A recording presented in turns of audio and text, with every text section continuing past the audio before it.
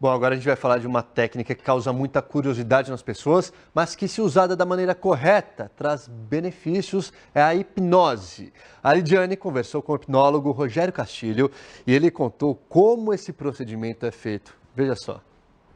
Vamos falar agora de um assunto que desperta curiosidade e muito interesse nas pessoas, a hipnose. E para isso nós recebemos aqui nos estúdios do Link Record News o hipnólogo Rogério Castilho. Rogério, obrigada pela sua participação aqui conosco. Obrigado pelo convite. E eu começo perguntando, o que é hipnose? É um método, uma técnica, um tratamento? Legal. Hipnose é uma técnica que se utiliza para um tratamento. Então, eu estou aqui para falar da hipnose clínica, por exemplo. Ela é reconhecida pelos Conselhos Federais de Medicina, de Odontologia, de Psicologia, de Fisioterapia, de Terapia Ocupacional. Então, ela é uma técnica que se utiliza dentro dos tratamentos psicológicos. Ela é uma ferramenta. A hipnose por si só não resolve nada. Ela é uma ferramenta complementar que esses profissionais utilizam para melhorar a qualidade de vida das pessoas. Bom, então é uma técnica. Há curso, portanto, para você ministrar a hipnose em alguém? Há alguma especialização para ser feita? Como é que é esse processo? Isso.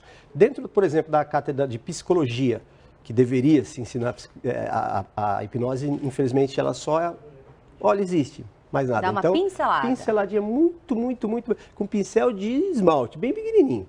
Então, as pessoas interessadas, elas têm que procurar um curso à parte. Hipnose é um curso livre, ela não requer, por exemplo, nenhum tipo de vínculo com a área da saúde. Qualquer pessoa pode fazer um curso de hipnose.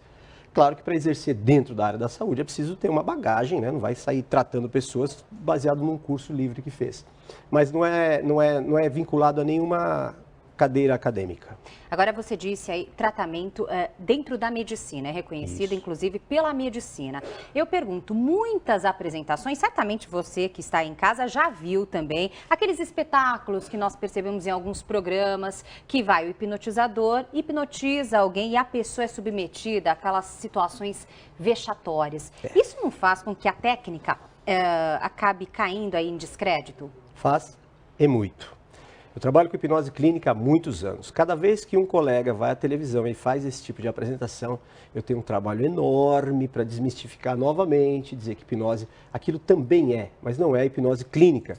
Quando você, ou algum amigo seu, um parente seu, procura uma ajuda com um hipnólogo, um hipnoterapeuta, um hipniatra, ninguém vai fazer você comer uma cebola, colar a sua mão na mesa, fazer você esquecer o seu nome, porque isso não tem nenhuma utilidade.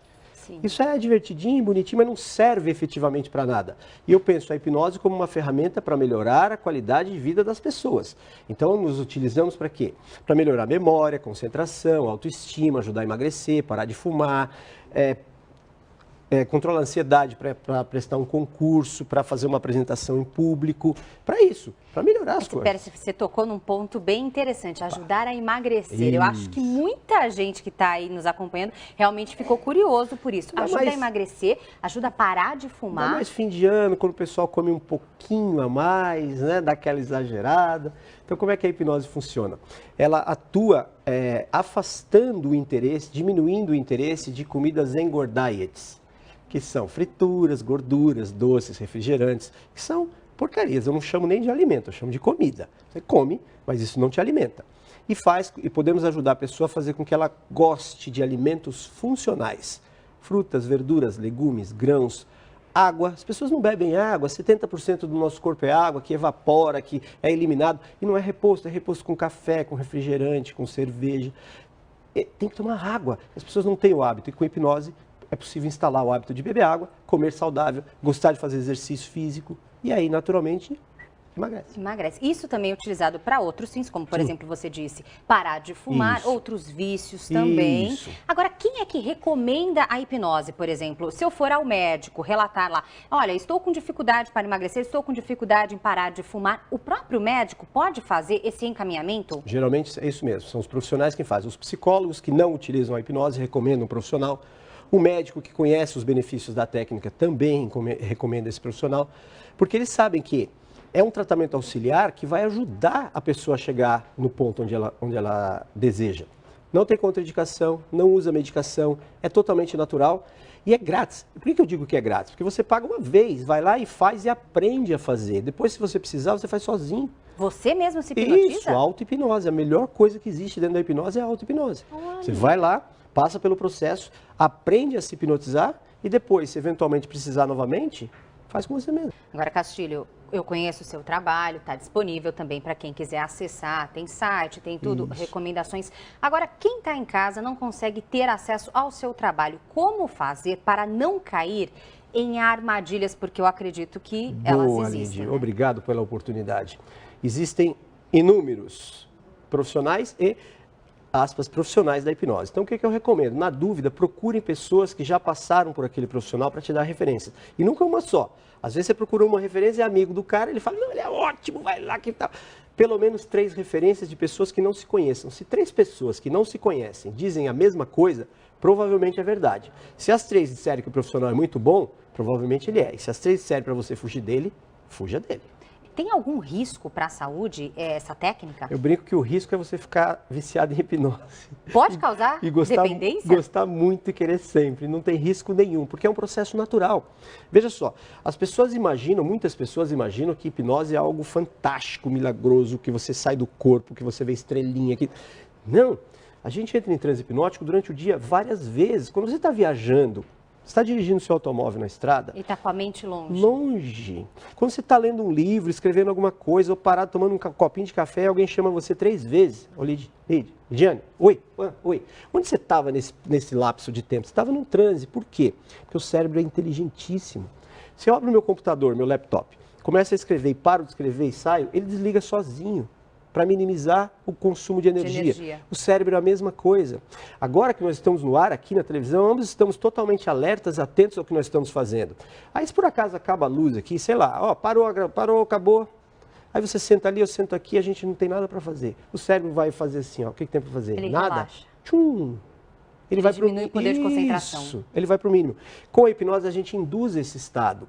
Diminuir ao mínimo o cérebro, a mente consciente, para ir na mente inconsciente e reprogramar.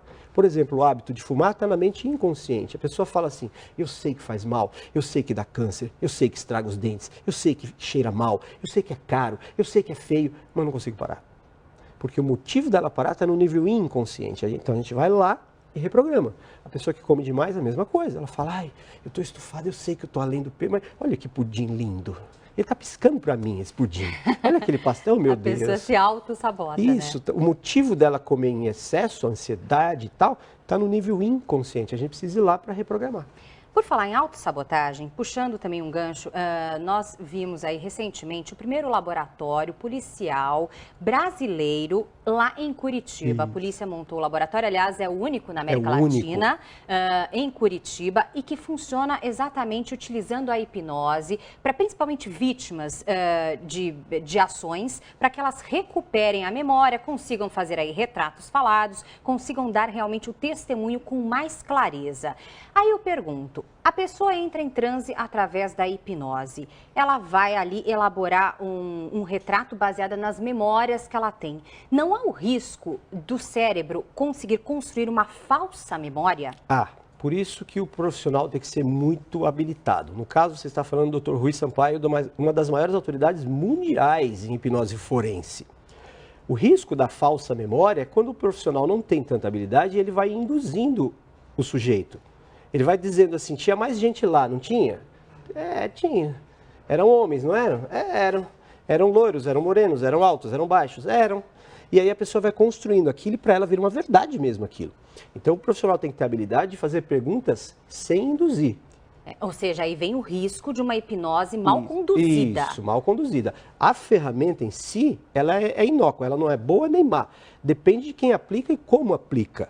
É como uma faca. Eu tenho uma faca em casa que eu uso para cortar pão, maravilhoso. Se alguém pegar para matar alguém, a faca em si... A destinação... Isso, a faca em si não é boa nem má. A hipnose não é boa nem má. Depende de quem aplica, às vezes com má intenção e às vezes por inabilidade mesmo. Então esse é um risco.